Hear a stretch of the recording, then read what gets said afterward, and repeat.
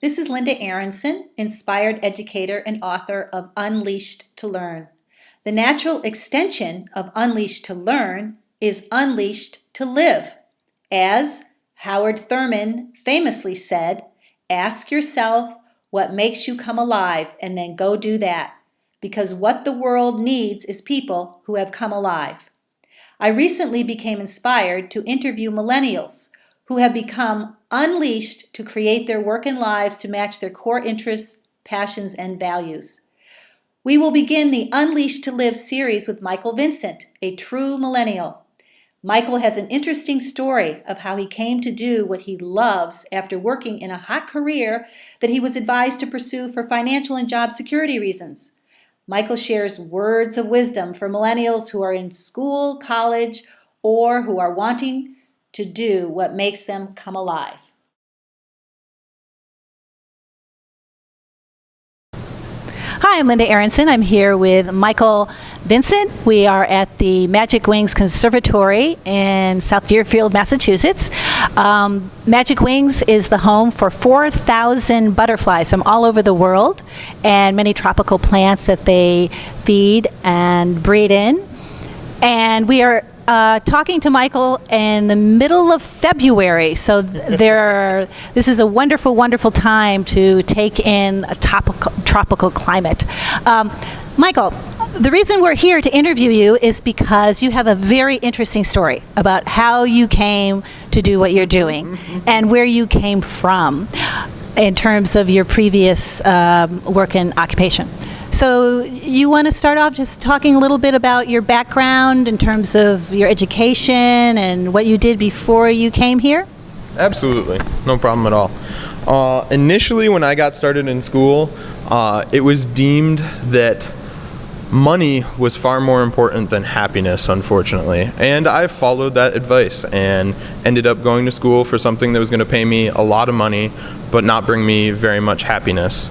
I ended up at UMass to take a couple introductory computer courses, enjoyed them, and followed a friend I had met over to Holyoke Community College to continue our generic courses. We thought it a little bit smarter than to pay the full price. Sure, yeah. I did end up going the full route through an IT course and got myself a degree in computer information security and assurance, and from there I sought employment that did not bring me too much enjoyment in life, but had purpose, and eventually through finding my own way, I ended up with animals and plants. Ended up here and have since never really looked back. It's been a really good trip. It's been a fun enjoying trip. We're sharing a mic here. Yeah. So tell us, how did you come to love plants and animals? What has been in your life experience that didn't just pop out of the blue somewhere? Can you give us a little background in that? Essentially, I learned to walk in a garden with my mother, so plants have been a part of my life as long as I've known. There was no real outlet for them throughout my adult life. There wasn't a way that I could make money out of that hobby until I found Magic Wings, essentially. But plants have always been very, very special to me, and I wish I could have found something like this sooner, truly. I'm glad that I did what I did. So one thing that really impressed me when I was here before, first time visiting Magic Wings, and you were so enthusiastic and so wonderful in sharing about all the butterflies. You knew their names, their habitats, where they were from. You knew all the tropical plants and even their medicinal qualities. How did you learn all that?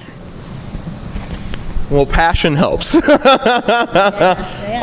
Anything that you find in your life that you find interesting is easy to learn about. And if you have great passion for it, it's that much easier.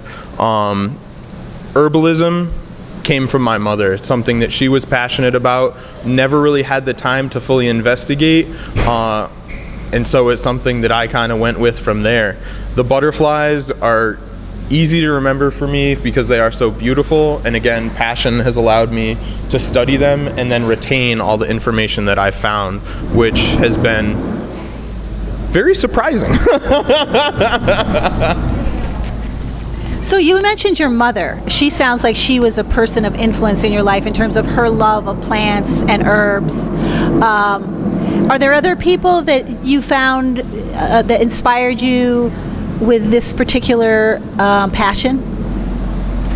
While I was at Holyoke Community College, I ended up kind of out of the blue taking an introductory botany course, and the professor at the time was truly a treasure trove of information, and really inspired me to not give up on the plants I had at home and to continue to cultivate and hybridize that which I found to be most interesting. And it was at a time where I was essentially focusing all my energy onto the IT field and really kind of losing what I was passionate about. And because of him, I got new strength for it. I found a new light through plants and really have never looked back.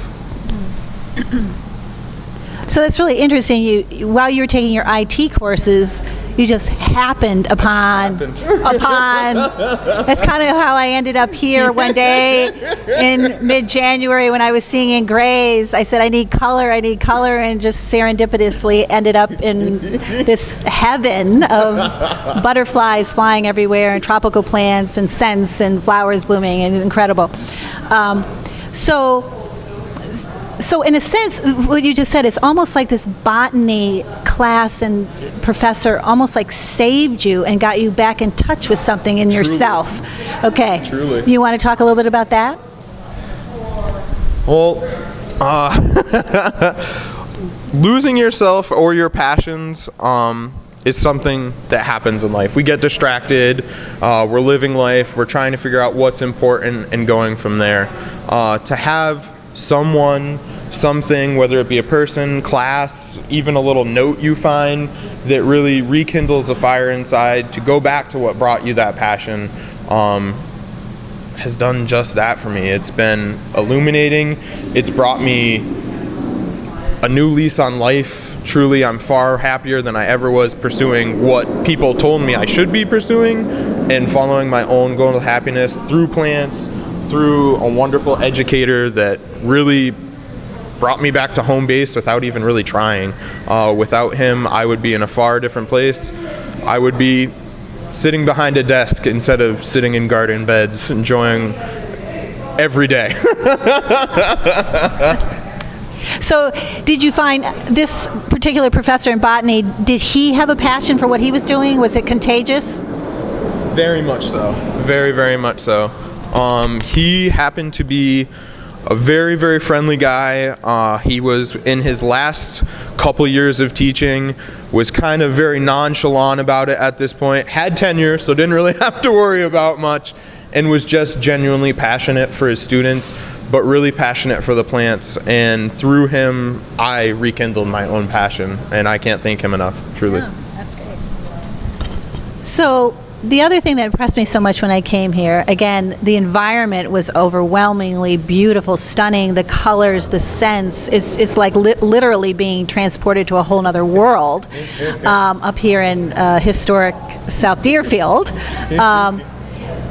But the other thing that really struck me was your enthusiasm and your eagerness to share with the visitors that come here, and your capacity to educate in such a natural way. That obviously is part of your joy, is that right? Yeah, absolutely. And how do you go about doing that? And it's so natural, and people walk in, they ask you questions, or how do you make that connection with people? My mother was a very free-form teacher and has led me to do things the way that I do them, essentially. Throughout all of my education career, I met people that were very free-flowing, very natural, very organic, and it has shaped me, essentially. I can approach a situation, try and reach out to a person and figure out what level we're both on and then approach from there. And it makes teaching that much easier when you can connect with a person before you try and teach them. If you're connecting with someone, someone's already open and receptive to you. They want to know what you know. And people that are like that are easy to teach. It just flows. It flows like water. Well, that was my experience exactly. In fact, I sort of felt guilty because I was taking up so much of your time. First it was the butterflies, and then it was the plants, and then it was the medicinal qualities of the plants. I mean, it was just like, you were just amazing. So really very enriching time. So what would you advise? I mean, certainly someone could glean from this a lot of what you said, but what would you advise high school students, college students, young adults, in terms of them really finding what I call their core interest, their passion, what makes them come alive? What would your suggestion be?